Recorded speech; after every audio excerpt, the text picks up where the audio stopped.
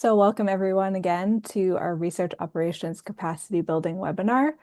Today we're happy to give you a behind the scenes look at how the Public Policy Lab organizes and manages research operations, and we'll share some tools, systems, and tactics that we've developed through running many different projects with different research needs and some tricks that we've learned along the way to hopefully help you keep your research running smoothly.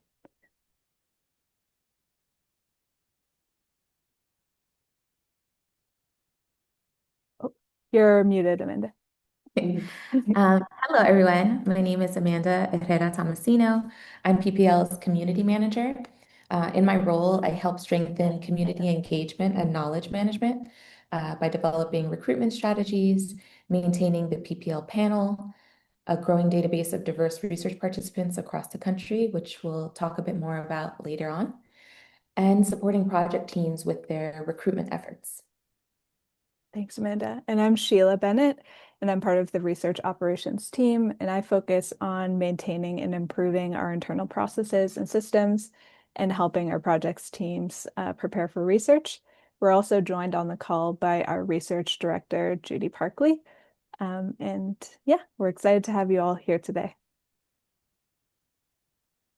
So the goal for today is to give you all some practical tools and tactics to take away for setting up your own research operations and to support you in all of your research endeavors.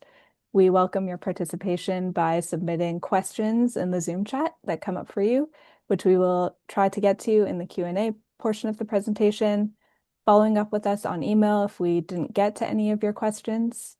And then you'll also be able to access a recording of today's webinar on our website, and we're going to follow up with a link to that.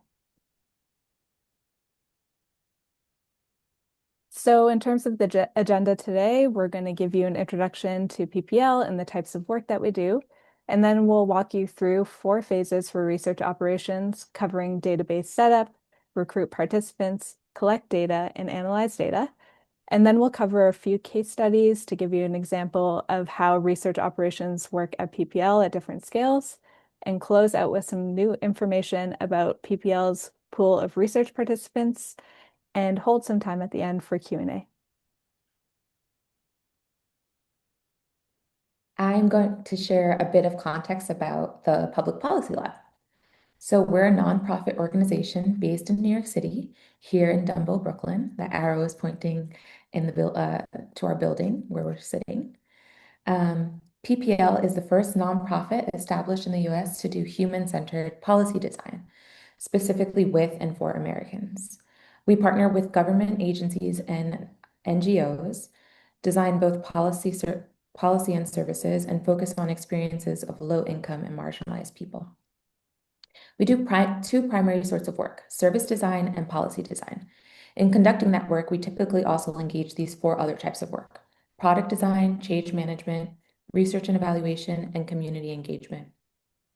Over the past decade, we've partnered with dozens of agencies, philanthropic organizations, and institutions across the country, conducting research with residents in more than half of the United States. Our work has focused on improving public services across key areas, including children and families, education, health and accessibility, housing and homelessness, justice and violence, and veterans affairs. As I said, PPL is a nonprofit organization. We have about 30 employees. At any given time, we're typically running between 3 to 8 projects, and each project team includes at least 3 members, bringing together expertise in research, design, and strategy. And that expertise guides the project from start to finish. In terms of how we actually execute the work, we follow an agile sprint and release model. Our projects are structured around 10 releases or phases that move from scoping the project all the way through scaling and sharing the outputs.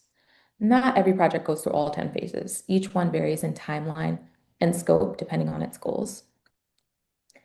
Part of this approach involves conducting research. This is where we develop and execute the research operations and tools we'll be discussing today. When we say research operations or research ops, we're referring to the operations that make design research more efficient and impactful. Think of it as the behind-the-scenes work: recruiting participants, managing data, standardizing workflows, so that researchers can focus on gathering insights. So design research aims to generate fuel for a design process.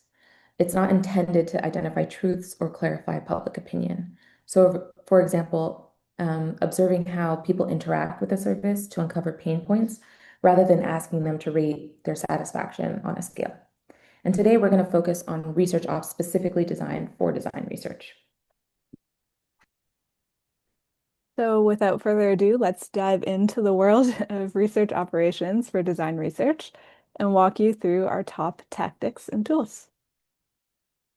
So at PPL, we see research operations following the course of these four phases.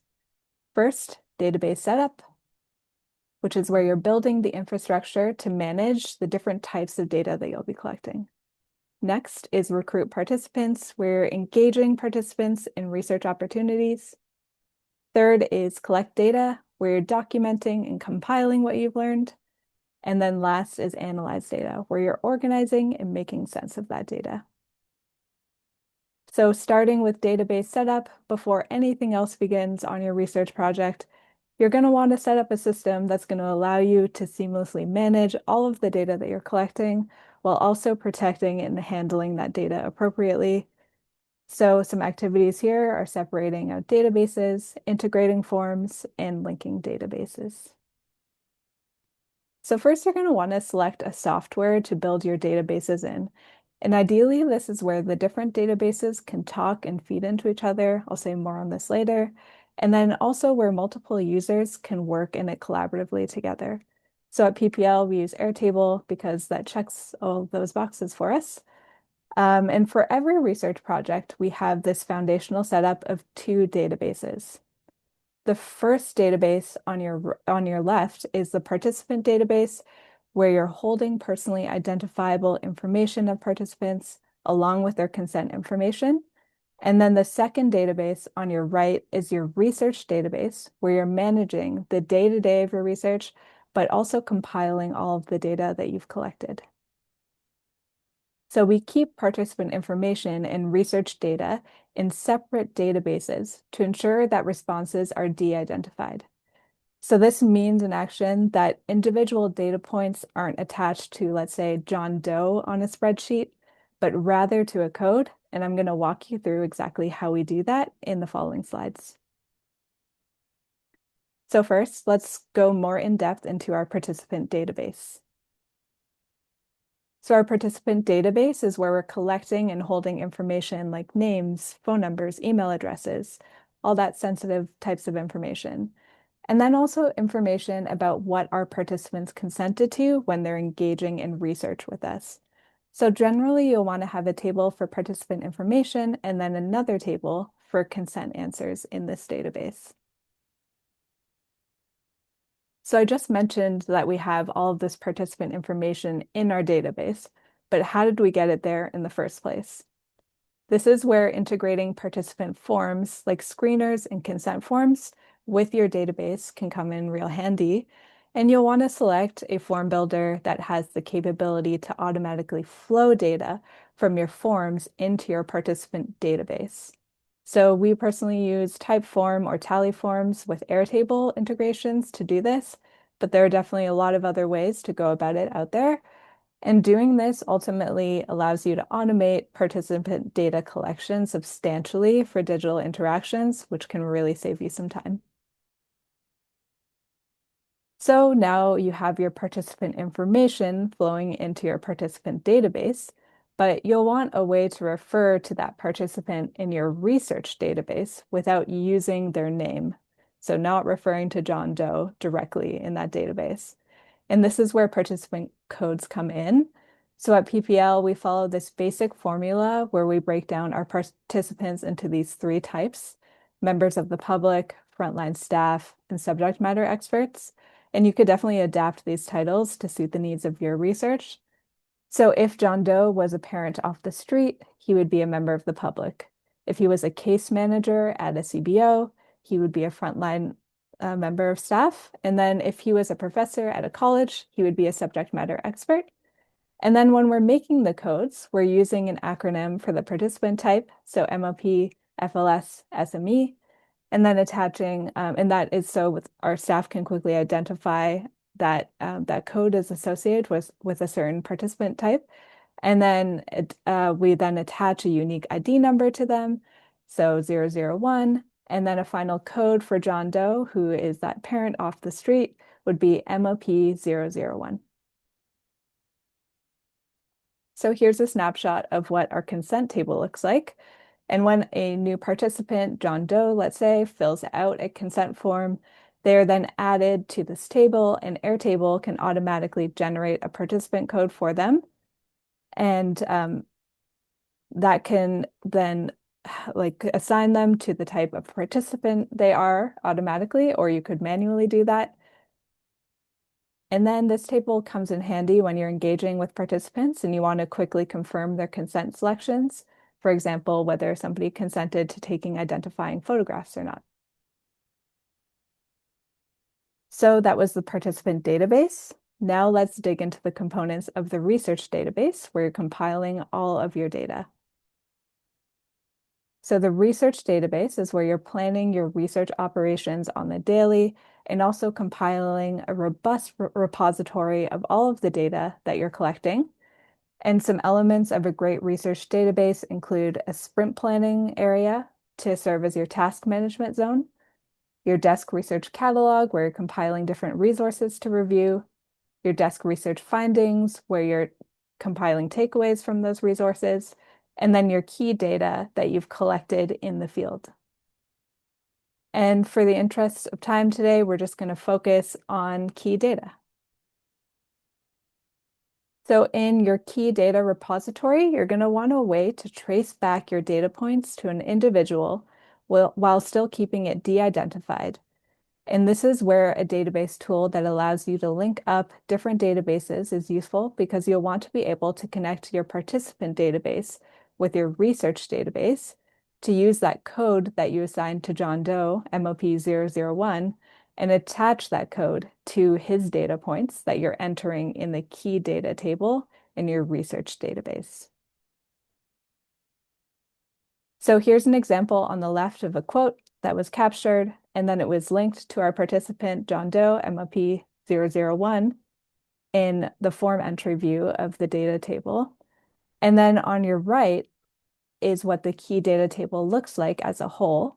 So it's essentially a spreadsheet with different types of data, and each data point is pulling in and attaching to a participant code, not a participant name.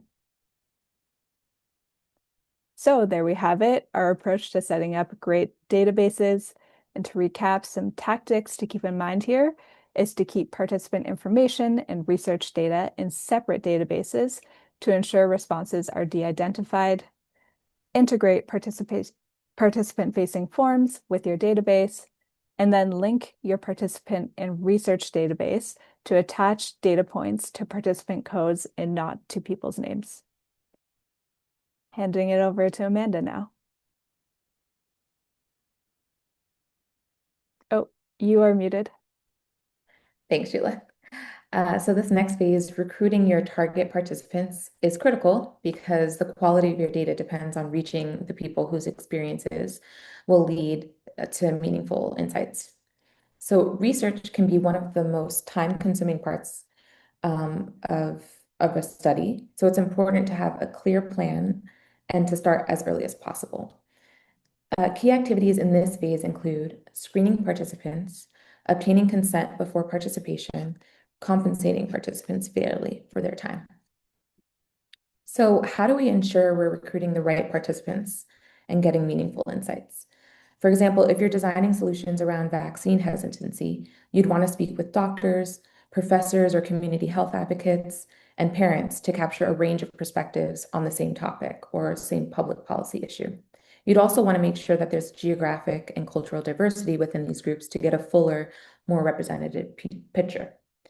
Digitally screening your target population lets you kick off recruitment early and connect with more people quickly and efficiently. So you can create physical and digital flyers that you can post in locations relevant to your research or with partner CBOs who serve your target population. And those physical or digital flyers can then have digital screeners attached to them. And then using those screeners, you would confirm their eligibility, and then follow up with participants to verify information. Um, so once a person completes the screener, their answers should populate into the participant database that Sheila mentioned, since screeners will have personally identifiable information, like their name and contact information. From there, you would review all people who completed the screener and select those who not only meet the eligibility criteria that you set, but also contribute to the diversity of perspectives you want to represent. Next, you would schedule a brief call to verify the information and confirm their interest in participating within the research timeline. Another way PPL recruits for participants is tapping into past participants who have completed research with PPL. We've been growing this panel called the PPL panel for several years, and it serves as a key resource for screening research participants. The PPL panel is a community of over 400 people who have diverse experiences and perspectives. They're located across the country and they're interested in helping improve public services through design research. So once you've screened and selected your participants, you will gather informed consent. In gathering informed consent and building your consent form, you want to ensure that you're plainly stating the procedures, benefits, and risks of participation. And the way that PPL ensures that we're plainly stating things is making sure that anything that we create is accessible to a person with eighth grade reading skills. You also want to remind participants that consent is an ongoing process. So even though they consented today, maybe after they finish the interview, whatever it is that they shared with you, they don't want to participate anymore and that they can retract their consent. So you want to share a point of contact that they can communicate with if they have a change of heart. You also want to automate participant consent answers into your database. So that also will go into the participant database, since that will have identifiable information. Sheila shared with you what that looks like.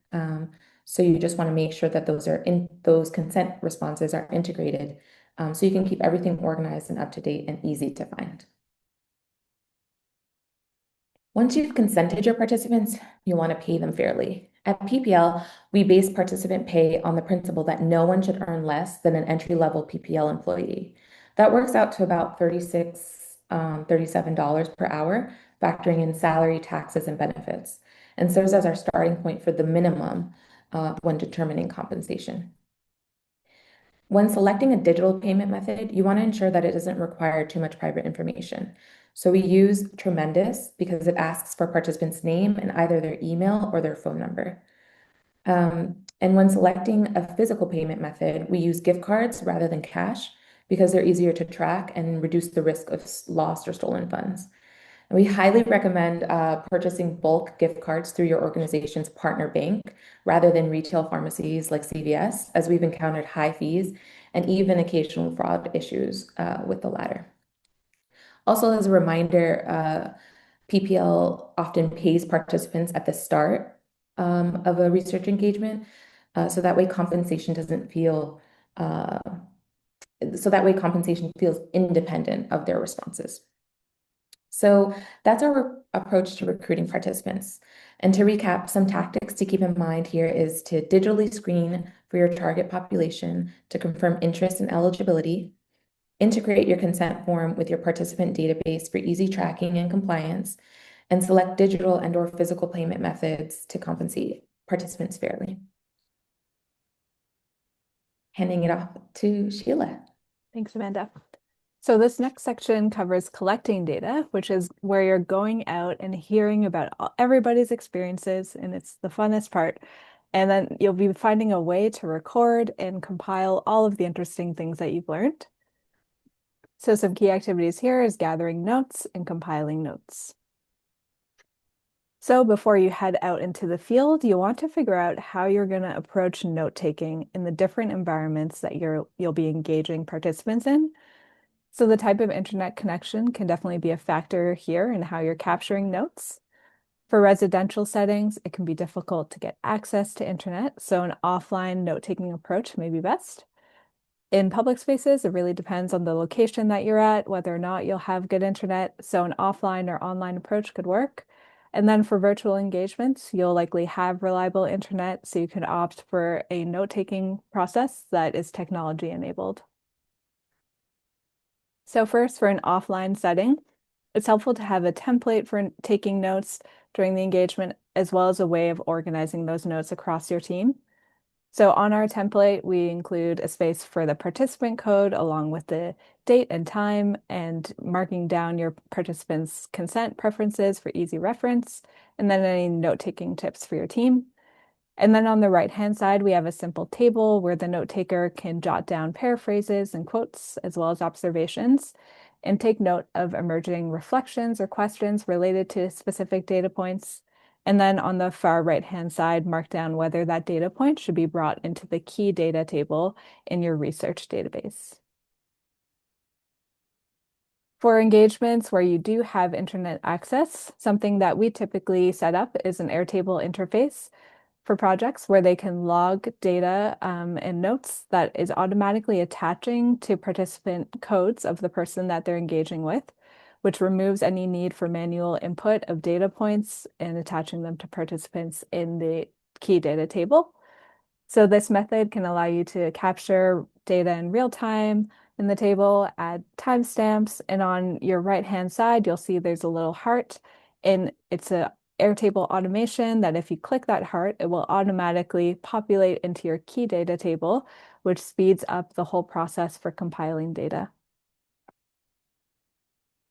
So elevating to an even more high-tech mode, we've begun to pilot with live AI-assisted note-taking with a transcription software tool called Otter AI. On the right is a demo video of Otter transcribing live video. And then in this case, the note taker is just reviewing that data in real time and highlighting key quotes during the engagement, which significantly reduces the need for any transcript review post-engagement. And this is a more automated method that also allows the note taker to participate more as a second interviewer rather than solely focusing on note taking. And then following the engagement, you can easily toggle on to see all of your highlighted data and copy or edit that before you copy it in to your key data table. So if we're not using live transcription, then we're typically still uploading our audio to Otter to be transcribed to help pull verbatim quotes or any specific details that we may have missed.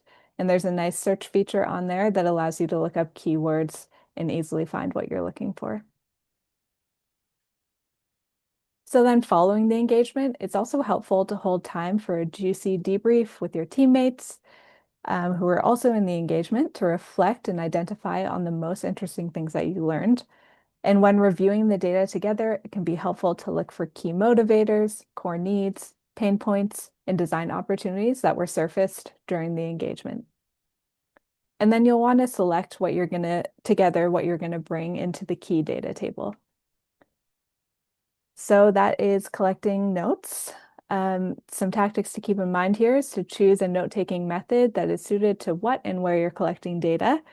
Utilize transcription tools to speed up quote identification, and debrief to identify key data points and pull them into a research database.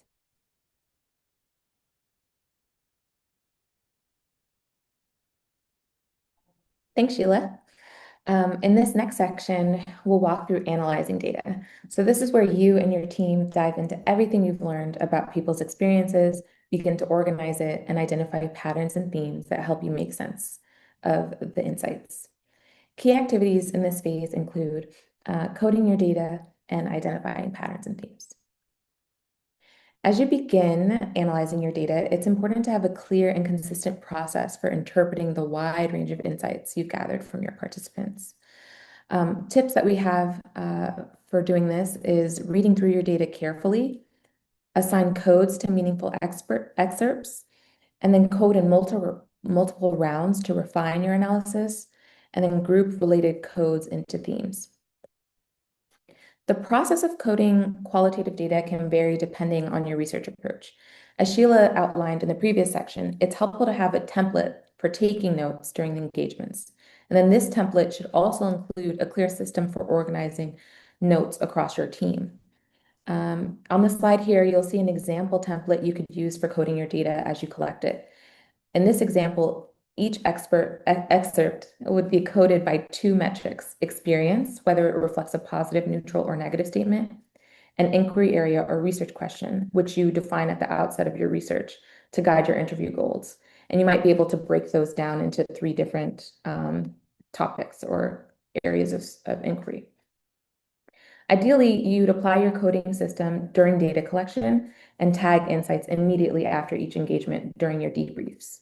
But if there are any meaningful excerpts that haven't yet been coded, your team should do so now so that the complete data set is organized according to the coding approach established by the team. As I mentioned earlier, the process of coding qualitative data can vary depending on your research approach. In Plus 65, a project we'll tell you a bit more about later, coding was particularly rigorous because the data would be shared publicly and needed to fit pre-existing categories. This focus guided the coding approach the team used, largely descriptive coding, which labels text based on what it's about.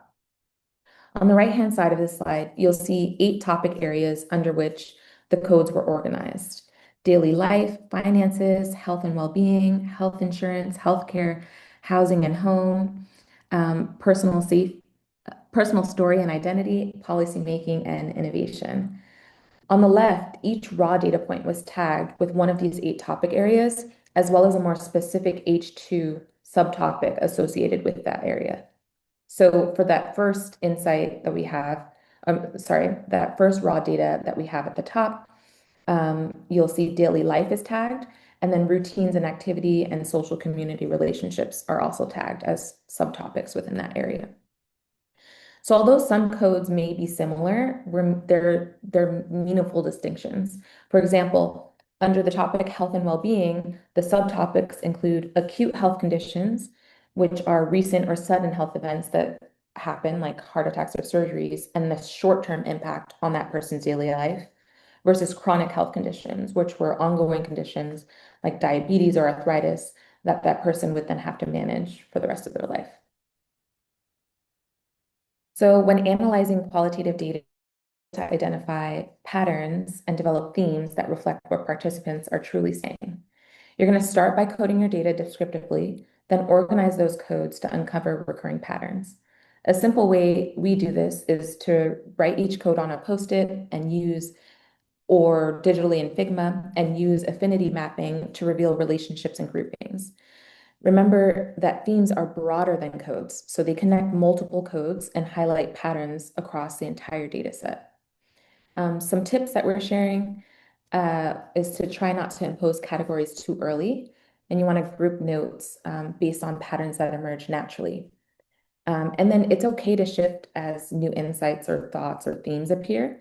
In this stage, you want to explore connections, similarities and differences, and contradictions so that you can uncover deeper themes. So that's our approach to organizing qualitative data. To recap, the tactics we discussed is organizing and coding data for easy access and analysis. You want to document your codes to ensure consistency across team members, and then cluster data digitally or physically to identify patterns and surface themes. Thanks, Amanda. So finishing up here, reflecting on some tools and tactics for research operations, we wanted to give you a sense of what it might look like when these things come together in a real project. So to do that, we're going to share 2 case studies. The first case study shows what you can accomplish with a robust budget and timeline, allowing for a multi-pronged set of research methods and diving deep with a large number of participants over time. And then the second case study illustrates the learnings and impact that can be achieved with just a few days and a couple of team members. So first, in 2023, PPL partnered with the SCAN Foundation in a large-scale research project called the Public Perspective Longitudinal Understanding Study of 65 plus adults. Very long title, so we know it affectionately as Plus 65. And this initiative aimed to accelerate policy change and health systems improvement for and with older Americans, especially those from low-income, rural, or geographically underserved BIPOC communities. The central guiding question for the project was, how can we accelerate policy and health systems change with and for older Americans? And the goal of the project was to form a pool of older adults to engage with the people say, a qualitative database designed to help policymakers hear the voices of the public when shaping policy in a multimedia fashion. We conducted recruitment and research at scale, speaking with over 160 participants in 7 different states and recording over 200 hours of interviews and analyzing more than 4,000 data points. Given the large volume of data, the team developed a coding approach to boost their processing powers. And you might have remembered from earlier from Amanda's slides in Analyze Data, they created an extensive coding system or taxonomy. And they used that taxonomy to train an AI Airtable agent by feeding the code descriptions to it, so that every time a new data point was added in the database, AI was automatically scanning it and suggesting relevant tags based on this taxonomy. The team set up 2 columns. So the first column was for the AI's suggested H1 tags. And then the final column was the H2 tags, which is what the team approved. And before the team had to tag everything manually, not everybody was fully familiar with the taxonomy. So with this in place, they were able to tag much faster and with far fewer coding errors. So on a smaller scale project, in the past year, PPL partnered with the Beck Center for Social Impact and Innovation at Georgetown on a project called Digital Doorways to Public Benefits. This project focused on providing public benefits administrators with firsthand experiences of members of the public who use digital identity systems to apply for and access public benefits. The central question here for the project was, how does interacting with digital identity systems impact people's experiences of accessing public benefits? In research, the team filmed semi-structured interviews, which included participants responding to journey maps of benefit portal screens that involved steps for verification of identity across Medicaid and SNAP, and to uncover insights about benefit access, consent, support, and trust. They conducted 40 hours of research and engaged 33 participants across Boston, Massachusetts, Phoenix and Tucson, Arizona, and Yonkers, New York, and that resulted in 700 data points collected. So the PPL team worked in very close collaboration with their partners at Beck for this project, and at the end of research, it was important to be able to share all of the data with their partners to get their input on the findings and help inform the development of a coding system that would ultimately feed into a report. So once the Airtable key data table was scrubbed of any identifying information, the team was able to quickly generate an Airtable link that was shareable to their partners and allow them to access all of the data online to dig into. So those are our case studies. Handing it back to you, Amanda, to close out. Thanks, Sheila. So I mentioned in the recruitment section that PPL, taps into something we call the PPL panel. And at PPL, we design policies and services that help Americans build better lives. And a critical part of this work is engaging directly with people who use public services and understanding their experiences. So over the past 15 years, we've conducted qualitative research with people across the country, including marginalized and hard-to-reach populations. And through this work, we've built a database of participants who have expressed interest in taking part of future research studies. So the PPL panel is now growing nationwide, and it's a network of individuals who are ready to participate in research to improve public services that they themselves use. If you're starting a research study, consider partnering with PPL. We can help your organization reach a diverse, engaged group of participants, ensuring the voices you need are heard. By working with us, you can also streamline participant recruitment, saving your team valuable time and resources. So you can reach out to us to learn more at info@publicpolicylab.org. So thank you all for submitting questions throughout the webinar in our chat. If you haven't submitted any questions that you had, you can do so now. I know that Judy has been answering questions in the chat as well, but I I'll pause and see if there's any that we haven't answered that we can share and read aloud.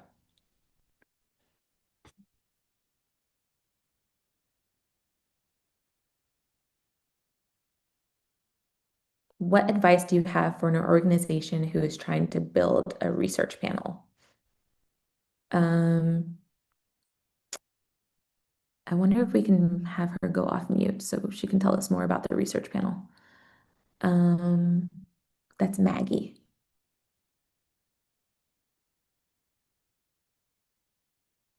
Let me try to see if I can take Maggie. Okay.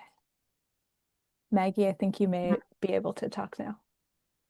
Okay, can everyone hear me? Yes. Yeah. Yeah, nice to meet you. Yeah, so where I work for a state agency called the Commonwealth Office of Digital Experience in Pennsylvania, and we're trying to build out a research panel so that we can recruit people in our state for more specific types of projects. But we don't really have a dedicated tool to be able to do so yet. So, how did you go about building your panel without having to use specific tools like, say, usertesting.com or user interviews? Mhm. So our panel is really organic. Our teams go through the process that we outlined in the recruit participant section, creating digital and physical flyers to get on the ground and speak to people within our target populations. All of those folks who signed up and they were eligible via our screener to participate in that particular PPL project were then asked whether or not they would like to stay in contact with us for future research. So this is a very grassroots, long-term way of getting these 400 plus participants to sign up. We're now initiating this effort of the PPL panel, opening our doors to having other people who hear about PPL, who receive public services, complete our form and add to that panel. But right now, the main way we got this group of people is organically through them engaging in previous PPL projects. Does that answer your question, Maggie? Yes, and it sounds similar to what we do here at Code PA, so thank you. Also, Thanks. just add one more thing, Maggie. A lot of our members of the public participants come through relationships that we have with CBOs in whatever area that we're working in, because typically we're engaging frontline staff at community-based organizations as an initial entryway to understand whatever service that we're engaging in. So that could be something that you could consider if you haven't already. It's developing some relationships with those CBOs because they do have clients that they're in close relationship with, and it can allow for a nice warm handoff. And then Vanessa says, how long is your research project? Oh, did you answer that question yet? Okay. So the research process from start to finish, like we said, we use an agile sprint and release model. So depending on the project, um, it can range, but I think at minimum, Judy, we have 3 sprints at least but sometimes it could be shorter, right? Yeah, I would say On at least average. 2 to 3 months, 2 months or so. Yeah. So at least 2 sprints, which sprints equal 2 weeks in PPL language. So at least a month or two for research. Um, but it really depends on the scope of the work that we're using, Vanessa. Thanks for the question. Um, trying to see who Judy didn't respond to yet. I'm curious about Maggie's question about the compensation when working with participants on fixed income. Oh, that's a juicy one, actually. Sheila, didn't we have in the Arizona project, didn't we come up against an issue? Do you remember the details of how we worked that out? Um, I know that our partners in the Arizona government were going to consider if a payment was like made just like by cash or check of like $40 for an engagement, that was going to be applied to their income, like the participant's income, and like potentially affect their eligibility for SNAP or such. And we didn't want to like disadvantage our participants in any way by engaging with us. So what we did do is they were okay with us giving commercial like gift cards to like Target or like Amazon or something like that. And I think in their Arizona state's own like kind of codes or policies that isn't counted towards SNAP. So that was, I don't know if that's related, but hopefully. I think so. So the idea there was that we typically err towards giving Visa gift cards so they can use it how they see fit. But that was the conflict that Sheila was mentioning. So the way that we avoided that conflict according to those state regulations was to give a specific gift card to a specific commercial store. Judy, any questions that you think we should surface? Sure. Here's one from, I'm just going to read this. Oh, Sorry. I'm going to read this. okay. All right. I'll read this question out loud that we received from Khan. So Khan says, in my team, we have a lot of members who are doing research, but they are not formally researchers. Document peer cities, reaching out to constituents, etc. We also don't have a dedicated research ops person or system, and it's been something I've been setting up on the side as a service designer. I'm trying to create something that provides visibility in what interviews are being conducted and what actions will be taken after, where the team can maintain and update it on their own. Any advice? Hmm. I mean, I think it depends if you're looking for, maybe I can take you off mute and you can give a little bit more context if you're looking for some management tools that are free or if you have like a budget to spend on some management tools. So I'm going to unmute you.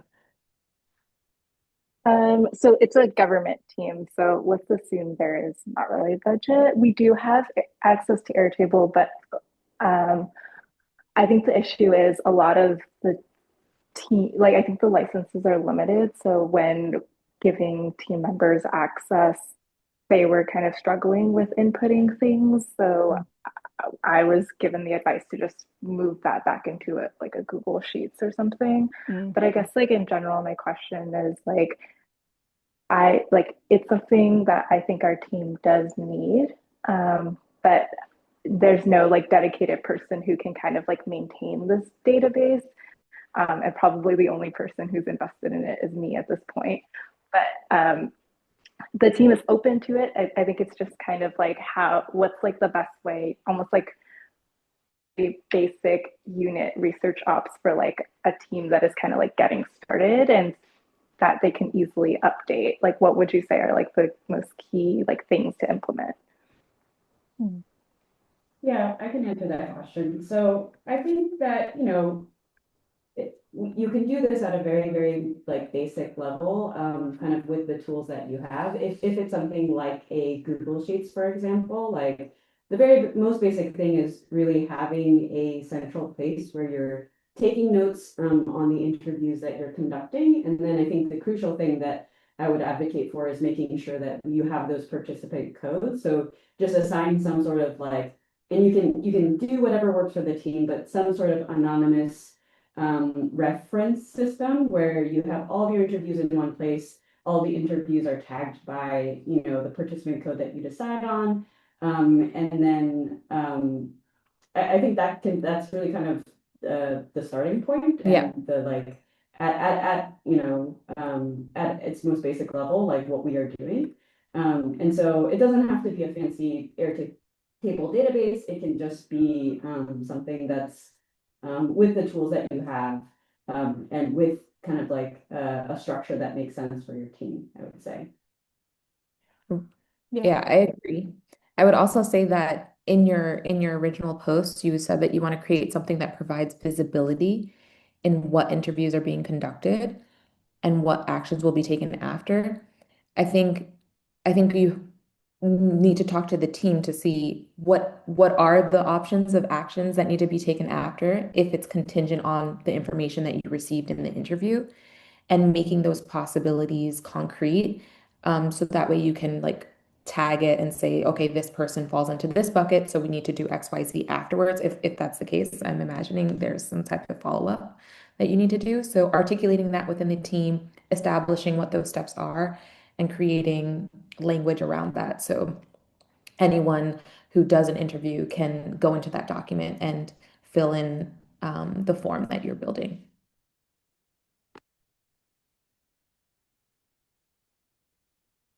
Okay. Feel free to go off mute if there is remaining questions or. We have another question from Leanna that is, how do you link similar research findings from different research projects? Mm.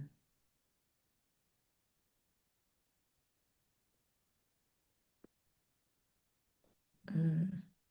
I love that question. Let me Oh, see if I can get Leanna for done. I think that's something that I'm super interested in that we haven't necessarily taken action on. But we do have this repository. As we said, we have all of our raw data in Airtable. And so, yes, as we do similar projects, that is a really interesting aggregate question we can explore. Um, and I think because we have often niche coding systems for each project, one of the ways we can go about asking that larger question across projects is to look at the coding systems that were developed for each project and seeing what those similarities or resonances are before diving into the findings in particular. I would love to, apply to an RFP that allows us to kind of look at past projects. Right now, we haven't seen any of those opportunities, but please do send us to our way if you think there's Yeah, it's room for that. definitely an ambition of ours to be able to look at kind of that rich repository of data and like really analyze it for recurring themes because we have seen so many, recurring challenges and needs across all of our public service design projects. And we definitely want to be able to kind of do a large scale analysis of it to do that. So that's a great question, Leanna.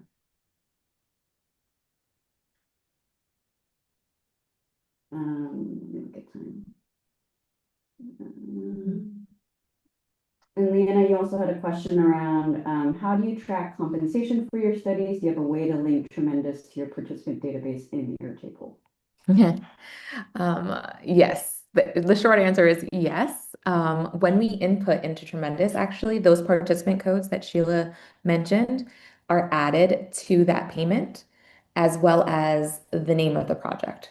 So that's our first way of linking that payment to a particular project, to a particular person.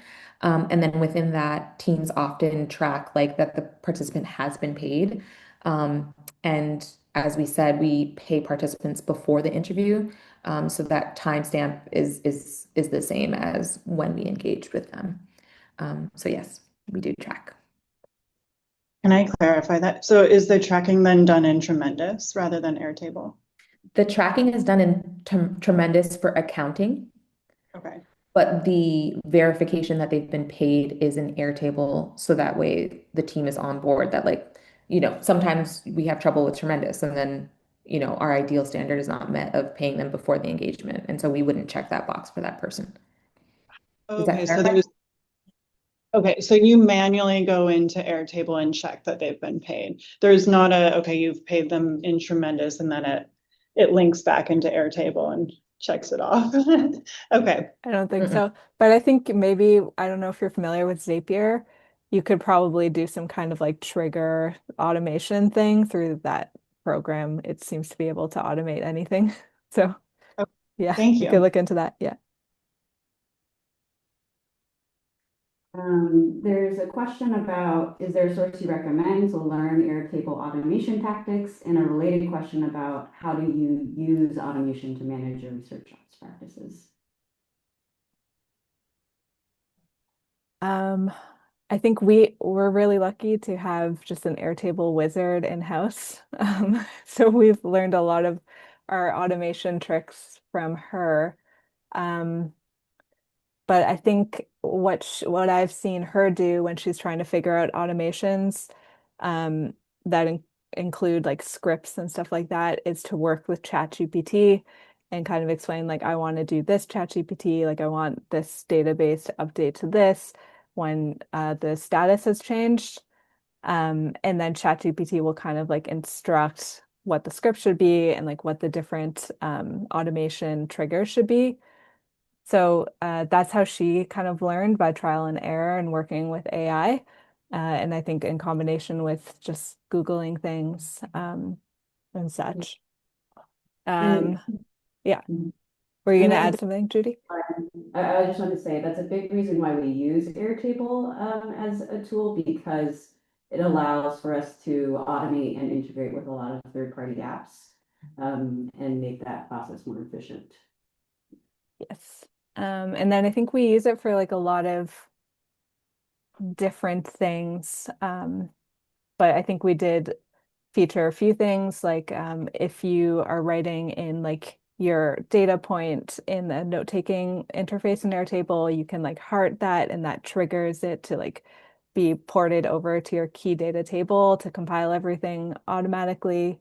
We kind of sync up different databases. We have a lot of different Airtable databases, but we use the syncing function a lot, which is not necessarily an automation, but it is a feature that we use. I'm not sure if Amanda or Judy, if you have any other things off the top of your head that come to mind. No, I think that was great. And some folks in the chat also said, there's robust resources in their help center, and then YouTube videos that kind of walk through things. Yeah. I noticed we are at time. So for those who actually need to leave at 1, I just wanted to say 2 more things. If there are any particular questions that we didn't get to today, feel free to send us an email. And if there are any research operations challenges you want to talk through, we are available. So please reach out. You can email me or Sheila. And those are our email addresses. We also wanted to remind you guys that we've put together a tip sheet with all the research operation tools and tactics we covered today, so you can easily reference them later. We'll be sharing this with everyone who attended, and you'll also be able to access a recording of today's webinar on our website. We'll send you that link as well. Thank you so much for joining today's webinar. We hope that the tools and tactics we shared give you ideas to strengthen your own research operations. If you have any remaining questions or future research needs, please reach out to us by email. We look forward to supporting your work. We can hang out for a couple more minutes, but just wanted to say that thank you before